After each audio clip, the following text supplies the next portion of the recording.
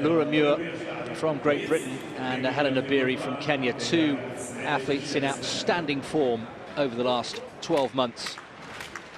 Obiri has gone from strength to strength. There she is, since winning silver in Rio outdoors last summer. She also won the World Indoor Championship title in Istanbul back in 2012, but she's been on good form on the cross-country circuit as well in early 2017. She won in Boston last weekend on Saturday, so it's been a busy week for her. And there is Laura Muir, every bit as outstanding, breaking records for fun. Most recently, the indoor 5,000 metre record in Glasgow, knocked 14 seconds no less off Liz McColgan's old record, and she really is one of the most exciting young British runners we've had in a long, long time.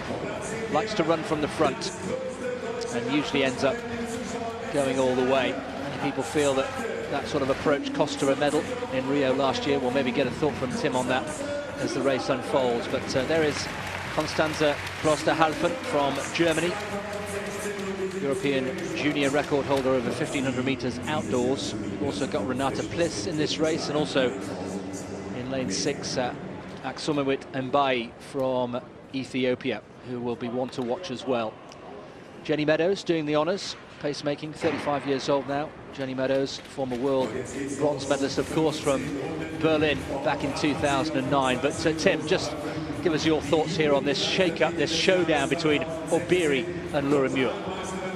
Well, it's fascinating, isn't it? Because we know Laura Muir's in very good shape from that 5,000 metres in Glasgow, what, 3 weeks back now? And Obiri, I think you can expect her to be in great shape if she comes to the races at any time. You look at her list of personal bests, she's a 3:57 performer outdoors over 1,500 metres. She has enormous strength, and that's probably where she can dominate the likes of Laura Muir, who leads the pack at the moment, with Jenny Meadows having about a, what, 5-6 metres separation, maybe more from the rest of them. But at 8:20, Obiri has run for 3,000, 14:25 for 5,000, puts her in a different class to Laura Muir at those distances. As we see the high jump continue, we'll come back to that, of course, but this 3,000 is a fascinating clash of two of the great names on the world middle distance scene at the moment.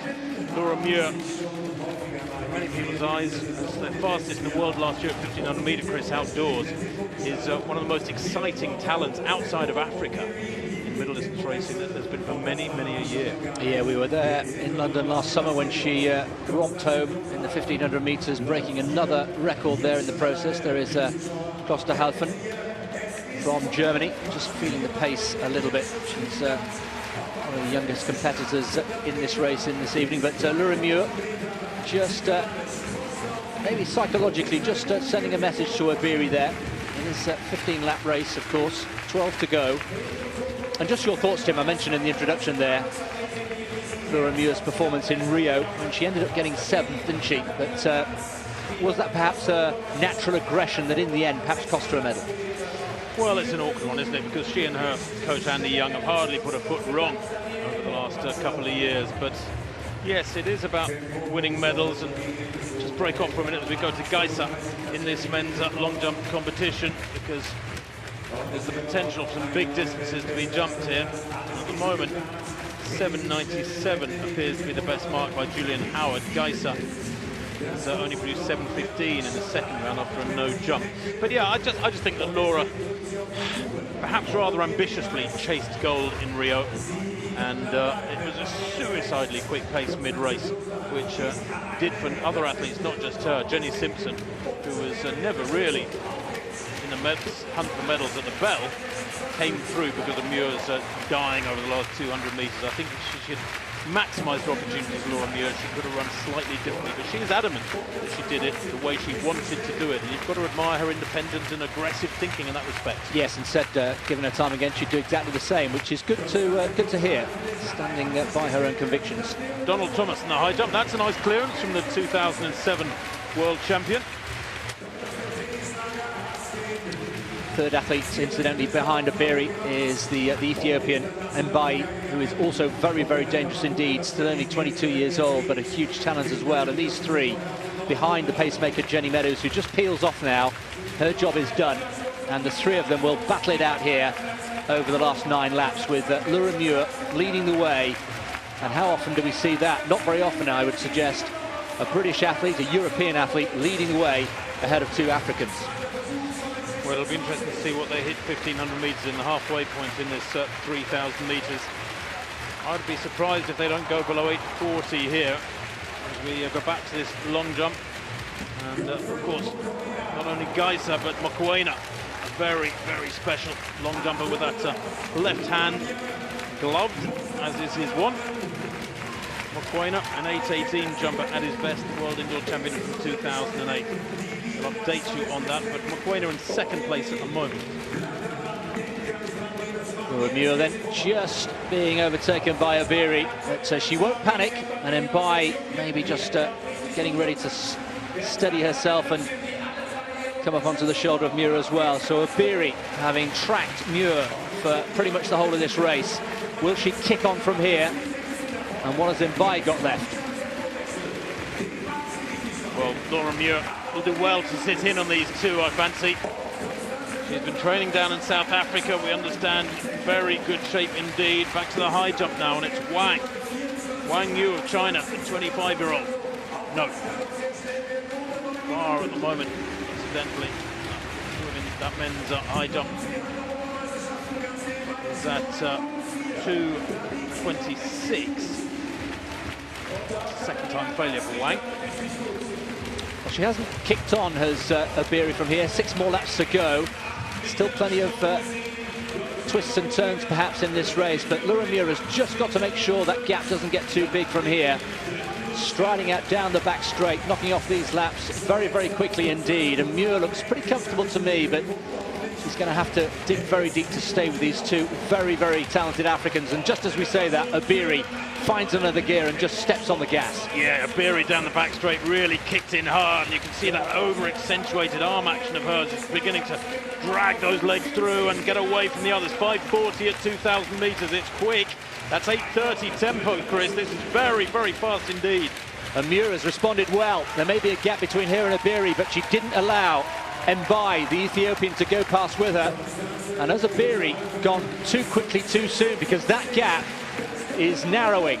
There's no doubt about that. Laura Muir is not out of this race just yet, unless Obiri has got more gears to come. Well, the meeting record is 8:35 by Masaret Defar of Ethiopia, one of the great legends of women's distance running in recent years. So that tells you the calibre of this run if they go anywhere near 8:30 tonight. And Obiri has slowed right up dramatically, Chris, because Laura Muir on her shoulder, I should think, is getting a bit of a breather now, and she had to work hard to get up to Obiri.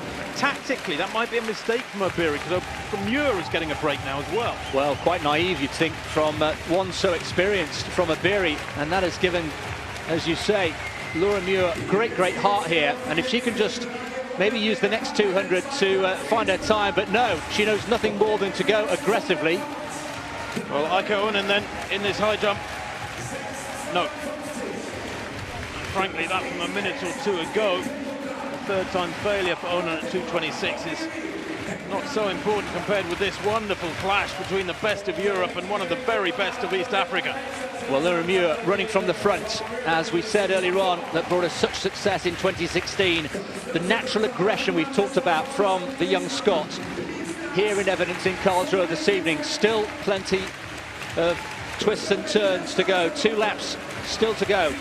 400 metres, 1 lap of the track in terms of outdoor running. And Laura Muir, who did so brilliantly in London last year in smashing the 1,500 metre record in front of her home crowd. What has she got left for these last 300 metres? Right up on her toes, isn't she, Laura Muir? Looking supreme with 300 to run. Obiri slowed so dramatically a couple of laps back. She almost invited, she almost ushered Muir to come through past her, which the Scot has done. And now with just over a lap to run, Chris, Laura Muir's got to dig really, really deep, because Obiri is hanging on to her very, very tightly there. At the bell, Laura Muir looking cool and composed compared to Obiri, who's looking a little bit ragged. The arm carriage is flailing a little bit. Look at Laura Muir, much more compact, much more control, but Obiri's going for it, stretching out down the back straight onto the shoulder. What has Muir got left? Is that the resistance that's broken? I think it is, as they go past the back markers. Laura Muir looking very cool and calm and collected into the back straight. This is a scalp. This is further evidence of Laura Muir on the world stage. A wonderful victory for the British runner, a worldly time, 8:26.43. Terrific running from the 23-year-old. And Laura Muir has taken another big scalp here in Karlsruhe in Helen Obiri. What a race, what maturity from Laura Muir. 8:26.43, critical moment there down the back straight when she held off the attack of Obiri. And that time, Chris, is one of the quickest in history, 8:26.43. I can tell you it's the 5th fastest time in history by Laura Muir. Absolutely staggering power and speed endurance from the Scot round that final lap. Brilliant hold of the likes of Obiri. You were right though, Obiri's arms were flailing, she looked untidy, she looked under pressure, but even then she had the speed to attack, the aggression to attack. Muir critically held her off going into that final bend, and Obiri was beaten and really threw in the towel, you could see that. It's a minor point, perhaps the one worth mentioning. I wonder whether the back markers also had a role to play there inadvertently, because just at the moment that Obiri went for one last